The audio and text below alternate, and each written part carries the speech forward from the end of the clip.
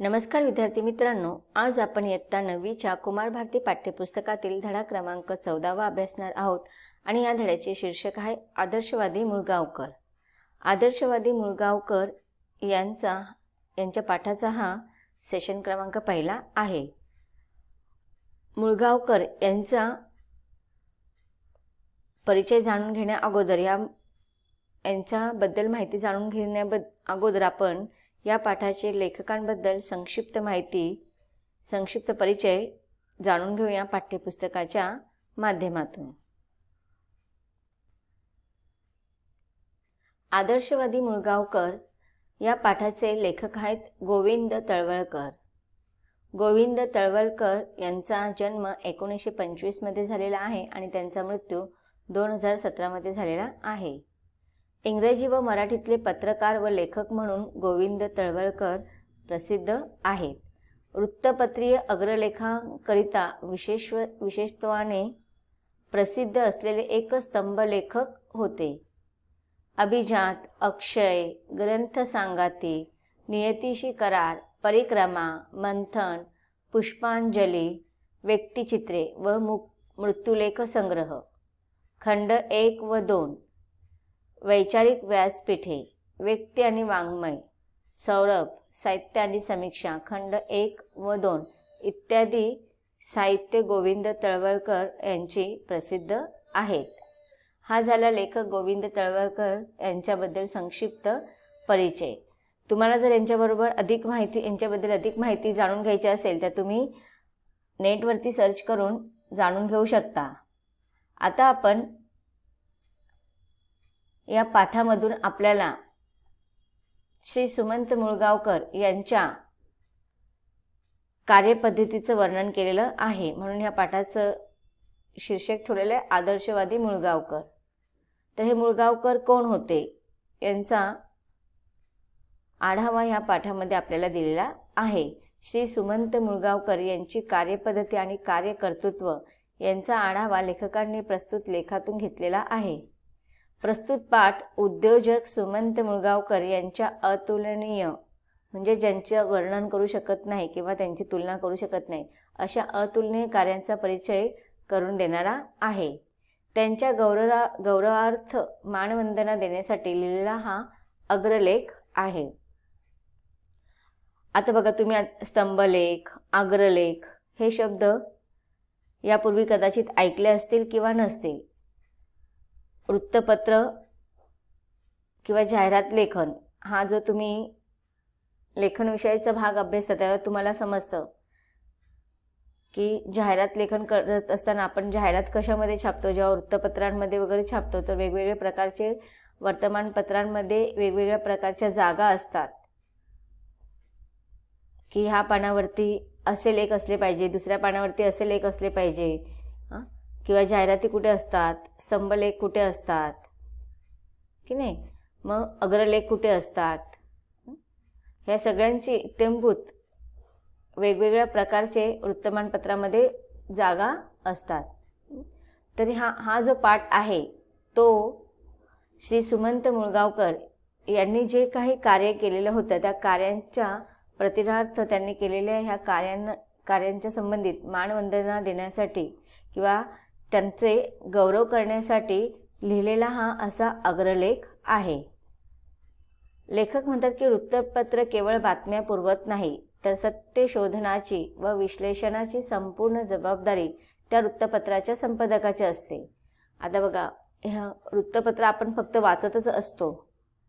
एकदा का आपल्याला बातम्या कळाल्या, घडामोडी कळाल्या, आपल्याला आवडणाऱ्या काही वृत्तपत्रातील जागा आपण वाचून झाल्या की ते वृत्तपत्र आपण बाजूला ठेवतो, पण ह्या वृत्तपत्रासाठी जे अनेक घटक असतात ते त्यांची जबाबदारी चोखपणे पार पाडत असतात। अशीच मग फक्त वृत्तपत्र म्हणजे हे फक्त बातम्या पुरवणे इथे संपत नाही तर सत्य शोधनाची की एखादी बातमी छापण्या अगोदर ती लोकांपर्यंत पोहोचवण्याच्या आधी त्याच्यामध्ये किती सत्य आहे, किती खोटं आहे, वास्तविकता काय आहे, हे सगळ्या गोष्टी, त्याच्यानंतर विश्लेषण की जे एखादी बातमी आपल्याला छापायची आहे त्याचं विश्लेषण आपण कसं केलं पाहिजे, ह्या सगळ्यांची संपूर्ण जबाबदारी असते ती त्या वृत्तपत्राच्या संपादकाची. संपादक हा हे सगळं वृत्तपत्राच्या बातम्यांच्या सत्य असत्यता परखून पाहत असतो, शोधून काढत असतो आणि त्याचे विश्लेषण कशा रीतीने करायचे की चला एखादी बातमी छापत असताना ती बातमी ज्यांच्याबद्दल छापलेली आहे जर राजकीय पक्षाबद्दल असेल मग ती वस्तुस्थिती काय आहे, त्या राजकीय पक्षांचा त्या लोकांशी जर संपर्क असेल तर त्या लोकांना न दुखवता सत्य जगापुढे आणणे हे फार अवघड गोष्ट असते. म्हणून इथे पुढे सांगितलेलं की facts are second but comments are free. या पॉल स्कॉट यांच्या सुप्रसिद्ध वचनानुसार घटनेवरील भाष्याचे स्वातंत्र्य संपादकाला अग्रलेखात घेता येते. म्हणूनच वृत्तपत्रातील अग्रलेख म्हणजे वृत्तपत्रांच्या संपादकाने होऊन गेलेल्या बातमींवर अथवा घडामोडींवर केलेले परखड असे भाष्य होय. तर इथे बघा आपल्याला सांगितलेले facts are seconds but comments are free.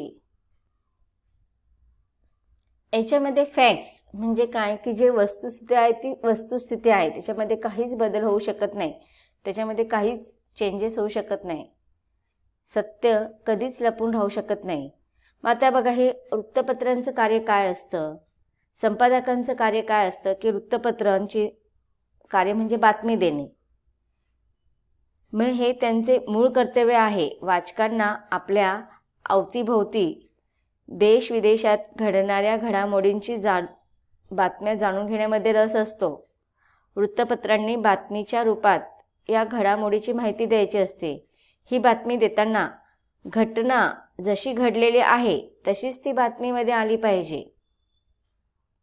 बातमीदाराने स्वतःचे विचार, स्वतःची कल्पना किंवा स्वतःचे मत त्या बातमीमध्ये मिळू देता कामा नये, मिसळू देता कामा नये अशी अपेक्षा केली जाते. बातमीदाराने आपल्या आवडत्या राजकीय पक्षाची बातमी भरभरून दिली तर तो त्या पक्षाचा प्रचार होईल.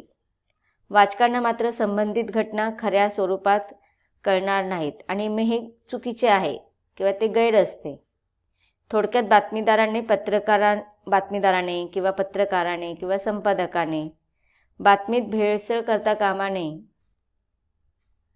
यालाच आपण फॅक्ट्स आर सेकंड्स असे म्हटले जाते. आणि पुढे सांगितलेले आहेत की कमेंट्स आर फ्री. आता बघा फॅक्ट्स आर सेकंड्स याच्यामध्ये जे की आपले पवित्र ग्रंथ आहेत त्याच्यामध्ये जे काही उपदेश केलेले, त्याच्यामध्ये जे काही तथ्य दिलेले आहेत ते तथ्य आहे तसंच त्यांचा सार, त्यांची शिकवण, त्यांची संदेश आपण आहे तसंच घेतो, त्याच्यामध्ये बदल आपण करू शकत नाही.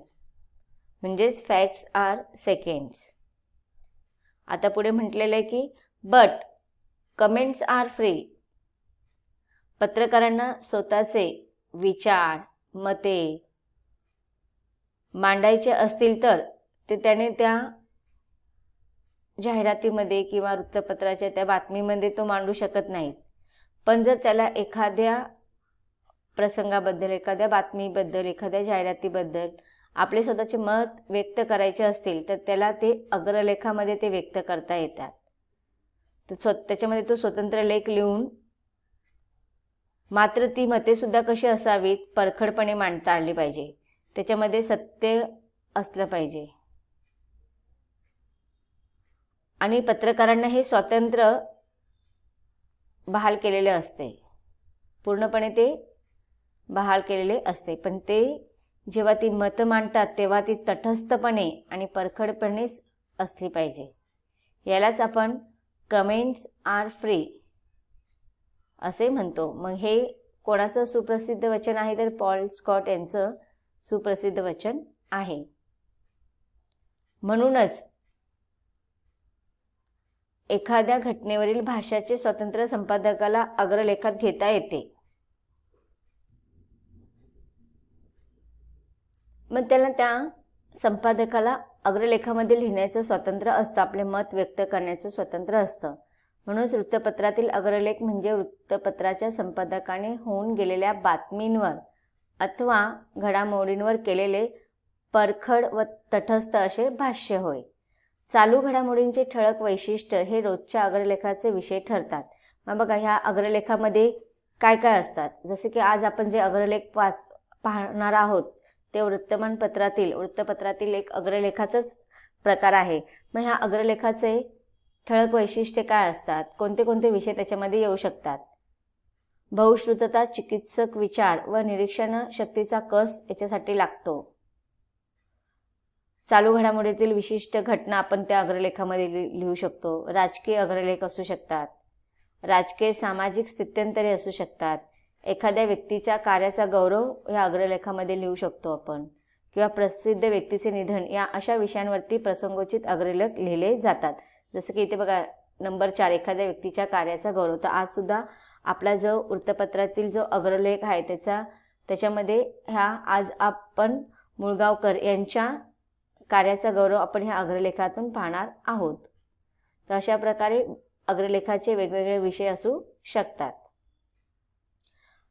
समाज मनावर ज्यांच्या कार्य कर्तृत्वाचा सखोल ठसा उमटलेला असतो अशा व्यक्तींच्या निधनानंतर समाज मनही हेलावते. की बघा, आपल्या समाजामध्ये ह्या समाजाच्या विकासासाठी, समाजाच्या हितासाठी, तो समाज कसा पुढे जाईल ह्या सगळ्यांचा विचार करणारा एखादा जर कार्यकर्ता असेल, एखादा जर सामाजिक कार्यकर्ता असेल, तर त्याच्या कार्याचा, त्याच्या कर्तृत्वाचा, त्याने केलेल्या सगळ्या गोष्टींचा सखोल ठसा ह्या समाजातील मानवांच्या मनावरती नक्कीच उमटतो. मग अशा सामाजिक कार्यकर्त्याचा, व्यक्तीचं जर मृत्यू झालं, तर त्या व्यक्तीच्या मृत्यूमुळे समाजातील मानवांचे मनसुद्धा दुखावले जातात, ते सुद्धा दुःखी होतात. अशा व्यक्तीच्या बाबत मृत्यूलेख लिहून त्यांना त्यांच्या समाजाभिमुख व्यक्तिमत्वाला संपादन अग्रलेखाच्या रूपाने मानवंदना देतात.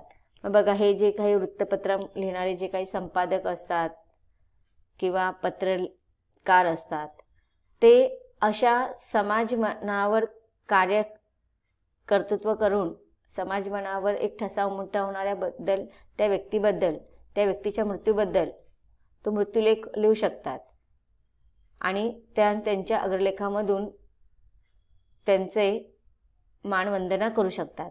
त्या व्यक्तीच्या गौरवार्थ, सन्मानार्थ व मुख्यतः त्यांच्या कर्तृत्वाचा, चरित्राचा, कार्याचा परिचय सामान्यपर्यंत पोहोचवणे हा अग्रलेख लेखनाचा उद्देश असतो. मग बघा, आता इथे अग्रलेख लेखनाचा उद्देश काय, की एखाद्या व्यक्तीने जे कर्तृत्व केलेलं आहे, जे कार्य केलेलं आहे, तर त्या व्यक्तीचा गौरव करणे, त्याला सन्मान देणे आणि त्याच्या कर्तृत्वाचा, त्याच्या कार्याचा, त्याच्या चरित्राचा आणि एकंदरीत त्यांनी जे काही कार्य केलेलं आहे त्या इत्थंभूत सगळ्या गोष्टींचा परिचय सर्वसामान्य जनतेपर्यंत पोहोचवणे हा एक इतकाच काही अग्रलेख लेखनाचा उद्देश असतो.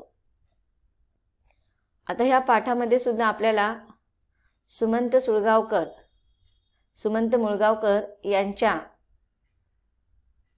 कर्तृत्वाचा परिचय लेखकाने आपल्याला इथे सांगितले आहे आणि ते कसे होते, त्यांचं चरित्र कसं होतं, आदर्शयुक्त होतं आणि असंच आदर्शवाद त्यांनी समाजातील मानवांच्या मनावरती बिंबवलेलं होतं.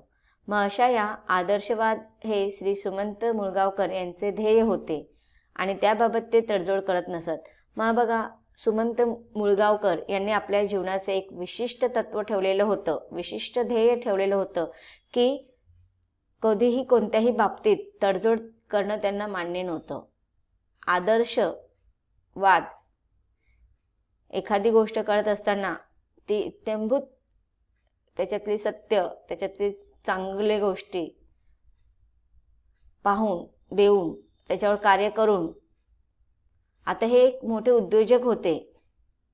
मग ज्या उद्योजकाने ज्या काही गोष्टींची निर्मिती केलेली आहे ते पूर्ण आदर्श असलं पाहिजे.